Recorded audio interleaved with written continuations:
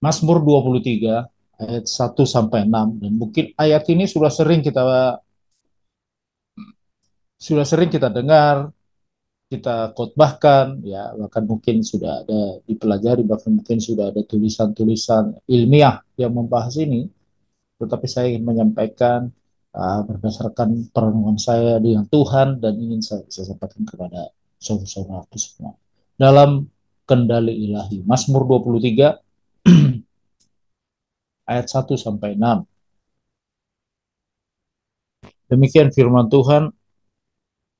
Mazmur Daud. Tuhan adalah gembalaku, takkan kekurangan aku. Ia membaringkan aku di padang yang berumput hijau. Ia membimbing aku ke air yang tenang. Ia menyegarkan jiwaku. Ia menuntun aku di jalan yang benar oleh karena namanya. Sekalipun aku berjalan dalam lembah kekelaman, aku tidak takut bahaya. Sebab engkau besertaku, gadamu dan tongkatmu itulah yang menghibur aku. Engkau menyediakan hidangan bagiku di hadapan lawanku. Engkau mengurapi kepalaku dengan minyak. Pialaku penuh melimpah. Kebajikan dan kemurahan belaka akan mengikuti aku seumur hidupku, dan aku akan diam dalam rumah Tuhan sepanjang masa. Puji Tuhan, Bapak Ibu Saudara yang terkasih dalam nama Tuhan.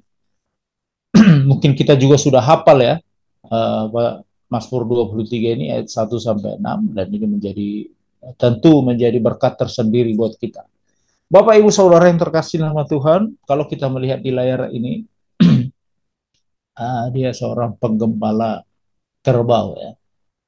Saya senang melihat ini karena saya waktu kecil juga termasuk penggembala kerbau, dan seringkali membawa kerbau ini ke tempat-tempat yang menurut saya dia memiliki apa namanya itu, ada makanan atau rumput hijau atau ada air minum di sana, atau ada kubangan yang bisa dia masuk di situ ketika untuk mendinginkan diri ketika panas, itu dia masuk di dalam kubangannya gitu ya.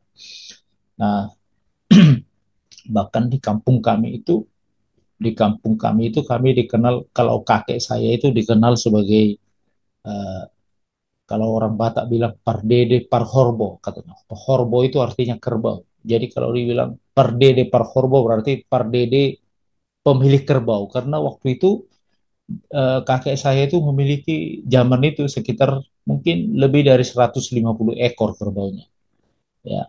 Dan puji Tuhan, kakek saya itu punya anak 14 dari satu ibu.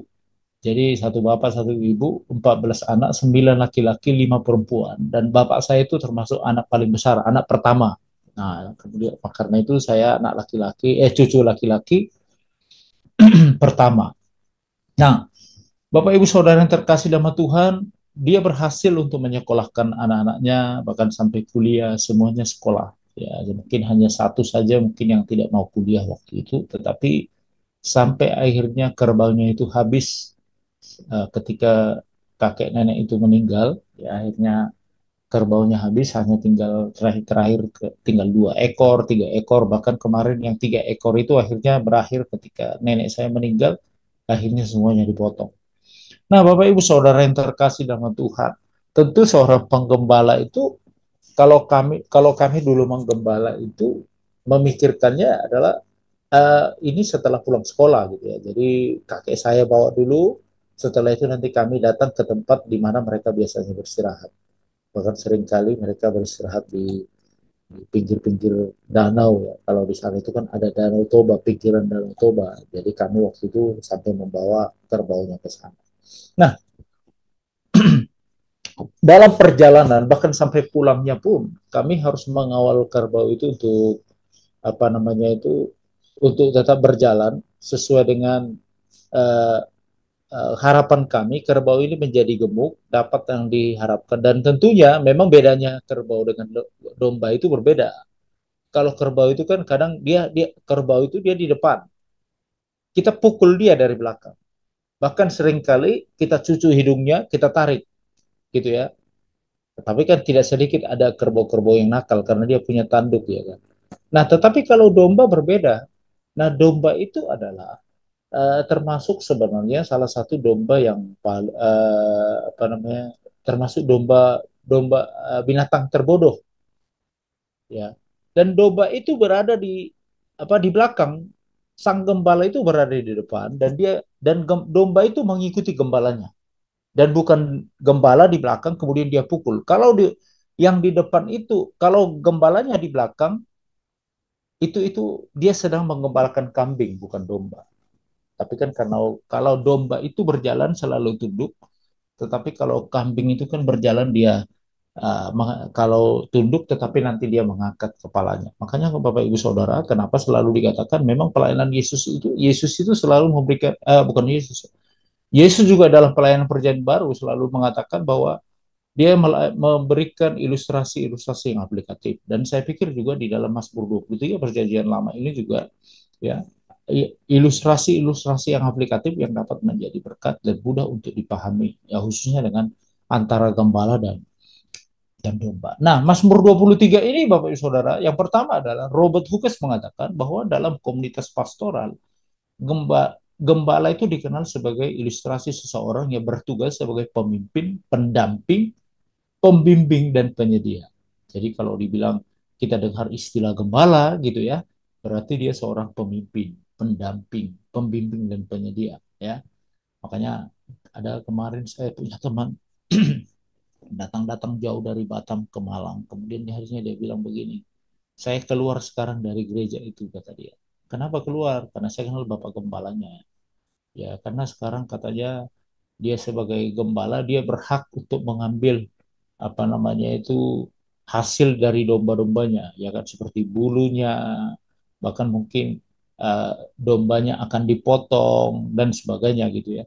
Kemudian akhirnya dia keluar dari gereja itu.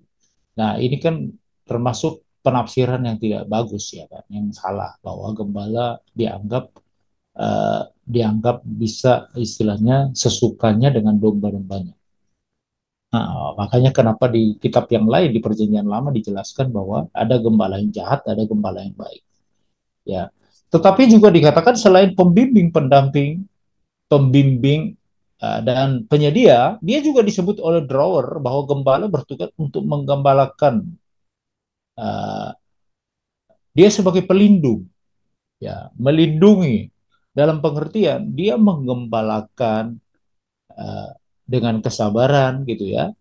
Kemudian dia merawat, dia memberi makan dan memberi minum kawanan domba dari hal buruk atau jahat, kesulitan, dari penderitaan, dari hal buruk, dari bencana, ya, dari ketidaksenangan oleh gembala-gembala yang lain, dari kesusahan, dari kejahatan, kesedihan, dari celaka, dari binatang-binatang buas yang berusaha untuk ingin memakan domba-domba itu, kemudian dari berat kondisi fisiknya, dari sakit hatinya, ya, sakit ketika dia sakit misalnya, dan kenakalannya seperti domba yang diberikan oleh Yesus ilustrasi, jika satu ekor domba itu pergi, ya, dia gembala itu meninggalkan 99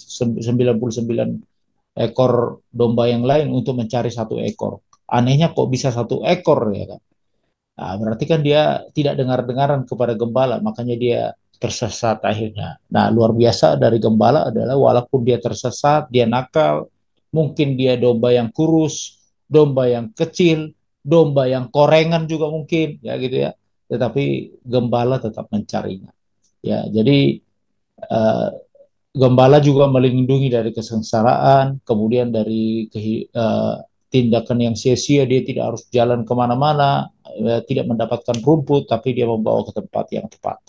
Dia juga bahkan gembala juga melindungi yang berisik, ya, uh, tidak memisahkannya kemudian memukulinya, justru setelah dipukul nanti dijadikan menjadi korban bakaran dan sebagainya. Melindungi juga dari sedih, sakit, duka, jengkel, kemalangan, dan dari salahnya. Ya. Bapak Ibu Saudara yang terkasih sama Tuhan, kalau kita berbicara tentang itu, maka sebenarnya saya secara pribadi ketika ada orang berkata, saya beberapa kali Bapak Ibu Saudara diminta untuk menjadi gembala di salah satu gereja, ya. Dulu memang saya pernah jadi full time di satu gereja 5 tahun di Batam, kemudian pernah merintis gereja di sana. Saya pernah di Banjarmasin, pernah juga di Makassar waktu itu mau di ini kan itu jadi gembala. Tapi saya menyadari bahwa saya ini sebenarnya bukan seorang gembala. Walaupun ada teknik-teknik, cara-cara seorang gembala itu saya tahu, saya paham. Ya, tetapi kalau saya jadi gembala, saya tidak sesabar Pak Thomas, ya kan? Pak Thomas kan sebagai gembala gitu ya. Saya tidak sesabar itu karena dari 100 jemaat, 100 pikirannya, 100 juga persoalan hidupnya, 100 karakter-karakter yang harus dihadapinya. Nah, kalau saya melihat orang begitu, kalau boleh ketika salah langsung bertobat gitu. Ya, saya tidak sesabar Pak Andreas juga ya sebagai gembala yang menggembalakan domba-domba. Karena itu saya ketika ditanya apakah mau jadi gembala, saya tidak mau jadi gembala. Memang kami sedang merintis gereja, tetapi saya berpikir ya mungkin bukan saya nanti jadi gembalanya, orang lain yang jadi gembalanya. Nah, saya tidak tahu siapa yang akan jadi gembala nanti. Yang penting saya rintis dulu supaya nanti kalau sudah jadi ada orang yang dijadikan gembala di sana. Nah, saudara yang terkasih dalam Tuhan, berbicara tentang kendali dalam kendali ilahi, maka ada dua hal, ada dua prinsip yang ingin saya sampaikan di dalam perenungan kita di pagi hari ini. Yang pertama adalah bahwa kita itu ada dalam kendali Allah, karena itu kita perlu memahami dia sangat memahami kebutuhan hidup kita. Dikatakan di dalam teks ini bahwa dia memahami kebutuhan hidup seorang domba itu dengan cara apa? Dia membaringkan. Membaringkan itu bahwa dalam istilah bahwa dia kalau dalam bahasa Ibrani itu dia seperti ada di dalam pangkuan, kemudian dia nanti sambil mengelusnya. Nah, dan domba waktu itu kayak anak domba itu terbiasa digendong ya kan, dan digendong dia lus. Mungkin sekarang itu aja karena tidak ada domba apa namanya di Indonesia tidak terlalu terkenal domba ya. Tapi kalau saya lihat kemarin saya waktu pas ke Israel saya lihat mereka begitu sangat senang dengan domba ya sehingga mereka di rumah mereka juga dirawat anak-anak domba itu ya gitu ya. Kalau kita kan enggak ya, jadi tidak dirawat. Bahkan ada waktu itu teman saya satu angkatan saya waktu itu bapaknya itu seorang seorang apa namanya itu penterjemah Alkitab di daerah NTT. Kemudian karena tidak ada katanya domba di NTT, akhirnya diganti menjadi anak domba itu menjadi anak babi. Nah, itu kan beda lagi. Babi kan berbeda ya kan. Nah, cuma saya nggak tahu seperti apa akhirnya istilah itu di waktu mereka menerjemahkan. Jadi dia membaringkan. Kemudian dia juga membimbing. Nah, kalau dia membimbing, tentu namanya aja membimbing. Membimbing itu berarti kan dia sedang menjadi teladan, dia menjadi contoh, menjadi model, menjadi apa namanya, walaupun kadang kayak ada persoalan-persoalan yang ada di depannya, maka gembala itu yang harus bertanggung jawab. Dia harus sabar, sabar membimbing. Makanya saya katakan tadi, saya bukan orang yang sabar untuk membimbing gitu ya. Maunya satu, dua, tiga, empat, lima gitu, langsung cepat. Tapi kalau gembala itu, makanya sorry ya, Bapak Ibu dan teman-teman, mungkin ada yang mahasiswa juga yang punya karunia Tuhan berikan karunia nanti pengembalaan atau juga mungkin teman-teman melihat ada gembala teman-teman gitu ya sehingga merasa buat perspektif sendiri terhadap gembalanya. Makanya gembala itu Bapak Ibu dan teman-teman yang terkasih dalam Tuhan, dia seolah-olah pelin-pelan. Kalau kita melihat itu kenapa gembala itu seolah-olah dia tidak bisa membuat keputusan satu dan yang lain karena dia ingin membimbing. Dia seolah-olah apa namanya itu ini kok nggak punya kejelasan gitu. Bukan kalau kita lihat gembala kami dulu ya, kalau saya lihat memang seolah-olah dia tidak ada jelas. Tetapi dia ingin membimbing ketika dia jemaatnya ada mengalami persoalan, dia nanti dengan caranya dia pelan-pelan diajarnya, diarahkannya gitu ya, dikunjungi, dinasehati, hati-hati sekali dia menasehatinya, jangan sampai orang ini tersinggung. Beda dengan penginjil ya kan, kayak saya ini kan berbeda. Tegur saja enggak apa-apa. Setelah itu biar urusan gembala gitu. Makanya banyak kali para gembala yang menderita karena penginjil-penginjil. Ya, supaya akhirnya menambah kerjanya para gembala. Gitu. Tapi dia sabar membimbing. Nah ini karunia ini. Ya, tidak semua orang punya punya kemampuan begitu. Nah, sebentar. Ya, kemudian yang ketiga, dia menyegarkan.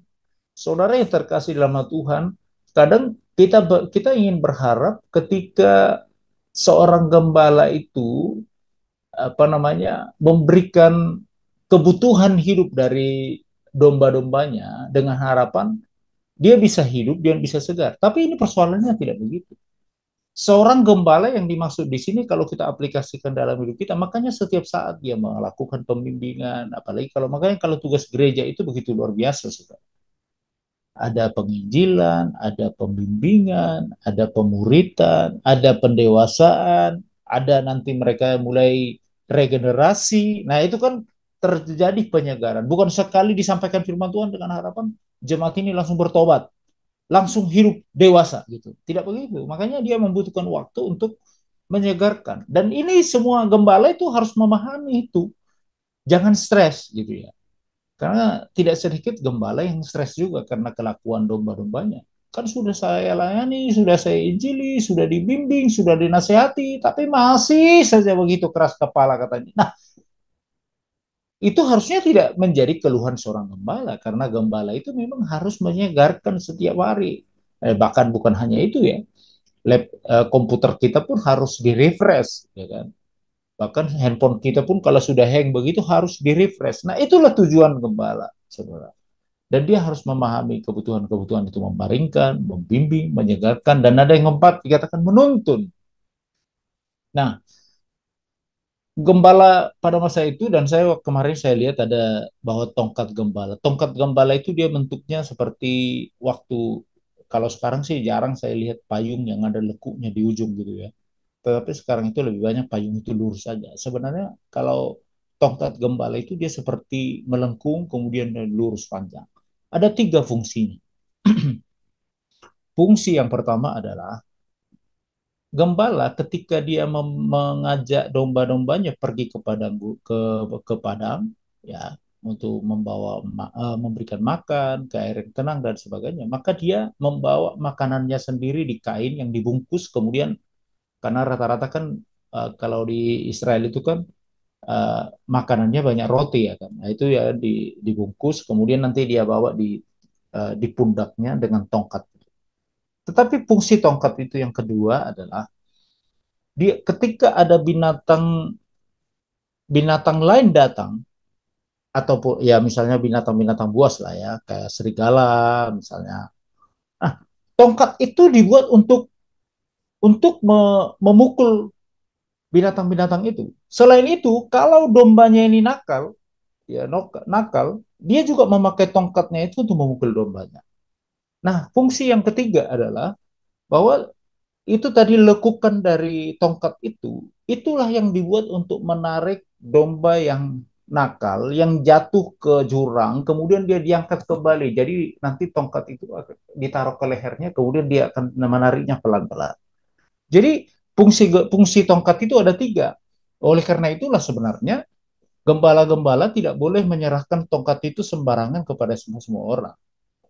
Jadi tongkat gembala itu jangan diserahkan kepada majelis. Tongkat gembala itu jangan diserahkan kepada jemaat. Tongkat gembala itu jangan diserahkan kepada mungkin dia seorang pemimpin yang hebat di situ sebagai jemaat. Itu jangan. Karena tongkat gembala itu harus dimiliki dan dipegang oleh sang gembala itu sendiri. Karena dia yang tahu apa kebutuhan jemaat ini. Bagaimana cara membaringkan mereka, membimbing mereka, menyegarkan mereka, menuntun mereka. Nah, itu dibutuhkan itu seorang gembala. Nah, oleh karena itu kemana dibimbingnya saudara? Yaitu dikatakan di padang berumput hijau.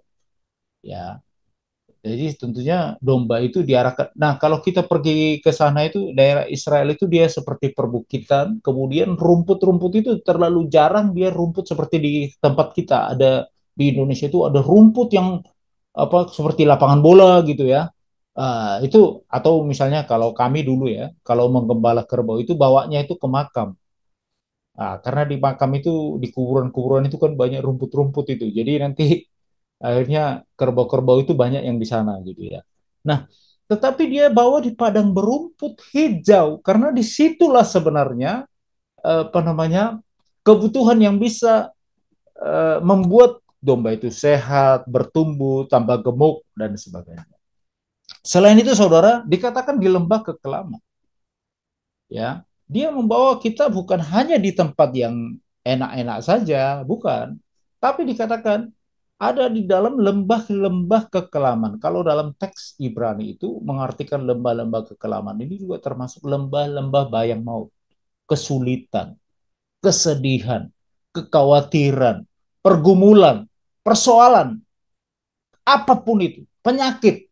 Nah, semua ada di sini. Jadi artinya Bapak Ibu Saudara yang terkasih dalam Tuhan, Allah memahami kebutuhan kita. Dia adalah gembala yang agung. Dia gembala yang begitu luar biasa yang memahami kebutuhan-kebutuhan kita sebagai umatnya.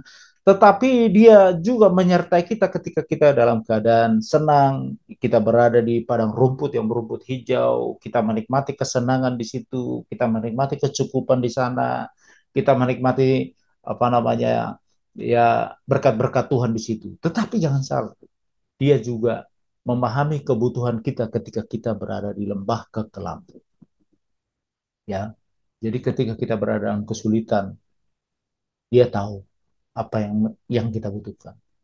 Oleh karena itu, saudara yang terkasih dalam nama Tuhan, prinsip yang kedua selain dia memahami kebutuhan kita adalah yang kedua adalah hidup kita terjamin. Kenapa? Karena dikatakan di sini bahwa dia menyediakan ya kan, dia menyediakan hidangan di hadapan menyediakan hidangan di depan kita. Wah, luar biasa loh.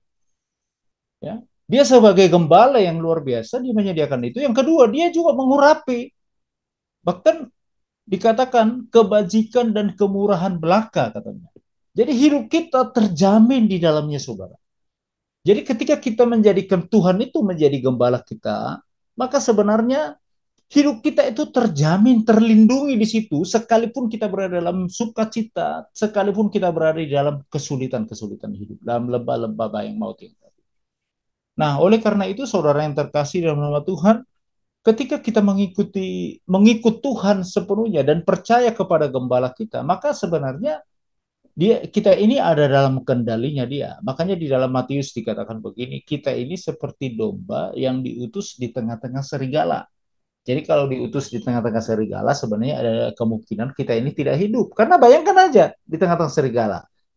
Tidak mungkin kita berubah jadi serigala. Walaupun dari segi manusia ada manusia yang berubah. Harus awalnya domba menjadi serigala gitu ya.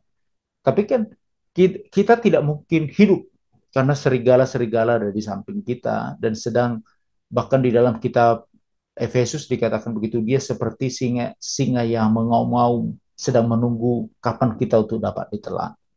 Tetapi saudara yang terkasih sama Tuhan, di dalam firman Tuhan itu dikatakan kita seperti domba, ada dua alat yang diberikan oleh Tuhan, tulus dan kudus. Ya, cerdik dan tulus. Jadi cerdik seperti ular, tulus seperti merpati. Cerdik tanpa tulus itu akhirnya jadi licik, kemudian tulus tanpa cerdik itu menjadi bodoh. Oleh karena itu, saudara yang terkasih dalam Tuhan, Allah kita tahu yang menjadi kebutuhan kita. Dia juga menjamin bahwa sebenarnya kita domba itu kalau diutus tengah-tengah serigala, dibutuhkan kebergantungan penuh kepada gembala untuk menjaga, memelihara. Apalagi kalau kita tahu dengan pergumulan sekarang. Bahkan dikatakan begini, saudara, kebajikan dan kemurahan belaka akan mengikut aku, katanya. Saudara yang terkasih dalam Tuhan, kata mengikut aku itu memang dalam bahasa Inggris, baik itu King James Version atau American Version, kalau kita lihat di situ bahwa disebut dia memakai kata follow, mengikuti. Tetapi dalam bahasa Ibrani dia memakai kata radap. Radap itu apa? Bisa juga mengartikan memang mengikuti, kemudian memastikan. Jadi artinya bahwa uh, memastikan bahwa dia menyediakan hidangan, kemudian mengurapi dan kebajikan dan kemurahan berkat itu dipastikan menjadi milik kita. Jadi kalau kita jadikan dia menjadi gembala kita, maka yang dikatakan dipastikan, saudara. Kemudian ia mendesak dengan keras. Artinya itu bahwa ketika kita mengikut Tuhan, bahwa dia mendesak kebajikan dan kemurahan belaka itu dan menyediakan hidangan itu dan mengurapi itu, mendesak untuk kita dapatkan. Bahkan yang terakhir ini yang luar biasa, saudara, mengejar. Jadi kalau kita melihat dikatakan di situ ia menyediakan hidangan, ia mengurapi kebajikan dan kemurahan belaka dikatakan mengejar aku. Jadi bukan hanya sekedar mengikuti saudara. Kalau sedang mengikuti saya jalan di depan, misalnya istri saya di belakang, anak saya di belakangnya, gitu ya. Hanya mengikuti. Kalau saya berhenti, istri saya berhenti, anak saya berhenti. Kebajikan dan kemurahan belaka hanya seperti itu, jalan, kemudian nanti saya berhenti, dia berhenti. Tapi di sini mengejar. Kita jalan, menjalani proses kehidupan kita, tapi dikatakan kebajikan dan kemurahan belaka itu mengejar aku. Berarti artinya kita sampai ditemukan oleh dia, bukan hanya ada di belakang kita, kita berhenti, dia berhenti, kita mundur, dia mundur, dia tidak ya, tapi kita maju dan dia akan mengejar kita. Wah, saudara yang terkasih dalam Tuhan, betapa indahnya melakukan apa? Mengikut Tuhan dan menjadikan Tuhan itu menjadi gembala dalam hidup kita. Ya, karena dia memahami kebutuhan hidup kita tadi. Yang kedua, selain memahami kebutuhan hidup kita, dia juga menjamin kelangsungan hidup kita. Nah, kita sedang mengikuti Tuhan, kita siap dalam proses pembentukan ilahi. Oleh karena itu, karena kita tahu dia sebagai gembala yang agung, dia gembala yang baik, dia tahu kebutuhan hidup kita dan dia menjamin kebutuhan hidup kita, bahkan dikatakan kebajikan dan kemurahan belaka akan mengikut kita, maka sekarang, saudara, apa yang kita takutkan? Penderitaankah? Teman-teman mahasiswa yang di kampus,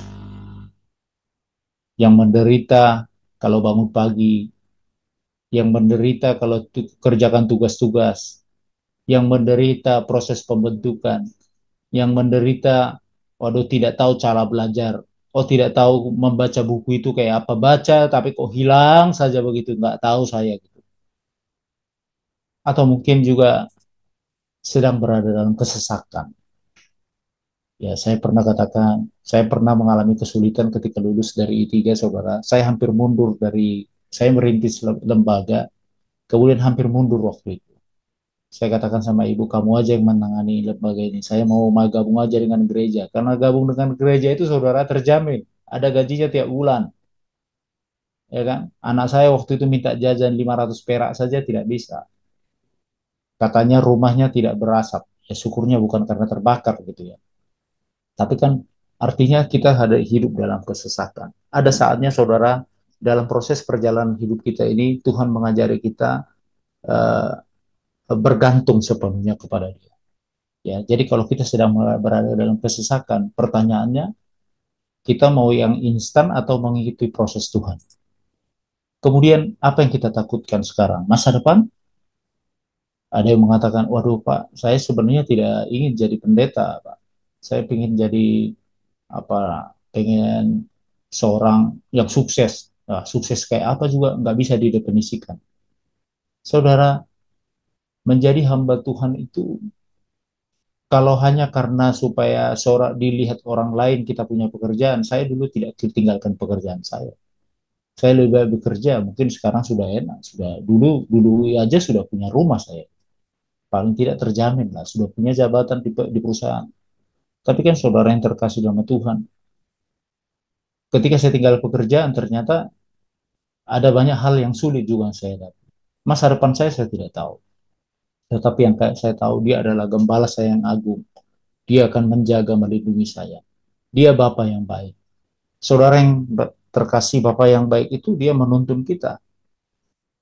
Sebagai seorang anak, saya misalnya punya anak saya yang kecil, ketika saya bawa menyeberang di jalan raya, kan tidak mungkin saya pegang anak saya ini, kemudian saya lepaskan, udah cepat lari, begitu. Kan tidak mungkin. Atau mungkin saya pegang tangan anak saya, kemudian saya bawa di tengah-tengah, padahal mobil kendaraan begitu lalu lalang, kemudian saya katakan, udah setengah jalan, kemudian saya katakan, udah sekarang sudah setengah jalan, kamu lari ke sana. Saya pikir saya sebagai bapak yang baik harus menuntun dia dengan berbagai macam ancaman itu tadi kendaraan yang lalu lalang dan segala macam. Saya harus pegang tangannya, kemudian saya bawa dia sampai ke ujung. Dan demikianlah Tuhan kita, saudara. Dia menjamin masa depan kita. Sorry, makanya saya selalu katakan kepada teman-teman hamba Tuhan, orang yang sekolah teologi itu tidak ada yang nganggur, saudara. Kalau ada yang nganggur itu masalah itu. Ya, mungkin dia lolos, bukan lulus. Kemudian kesulitan. Apa kesulitan? Apa kesulitan? Wah, saya dijauhi orang tua karena saya mengambil keputusan menjadi hamba Tuhan. Aduh, orang tua saya belum percaya kepada Kristus. Mereka juga membutuhkan firman Tuhan. Ngapain saya pergi menginjili ke tempat lain karena orang tua saya juga belum bertobat? Bukan kau yang buat orang tuamu bertobat. Tuhan, Roh Kudus. Jadi ikuti saja panggilan Tuhan itu. Dia gembala agung akan bertanggung jawab untuk semua itu. Dia punya cara untuk itu. Ada banyak kesulitan-kesulitan yang hadapi. Mungkin kesulitan kecil bisa menjadi besar. Tetapi saudara yang terkasih dalam Tuhan, apa kesulitanmu sekarang ini? Kematian? Takut mati? Saya pikir kalau kita menjadikan Tuhan itu menjadi gembala kita, maka sebenarnya kita tidak akan takut mati. Ya, karena hidup kita tadi dikatakan dia terjamin di dalamnya. Ya, bahkan dikatakan dalam Yohanes, dikatakan begitu, janganlah gelisah hatimu, percayalah kepada aku dan percayalah kepada Bapa. Bahkan dikatakan Yohanes 3:16 juga dikatakan bahwa supaya semua orang yang percaya kepadanya tidak binasa, melainkan beroleh hidup yang kekal. Nah, oleh karena itu saudara, bahkan banyak lagi lain-lain yang kita takutkan. Apa sekarang yang kita takutkan itu, Bapak Ibu Saudara yang terkasih dalam Tuhan? Mari kita coba merenungkan kebenaran firman Tuhan ini secara pribadi.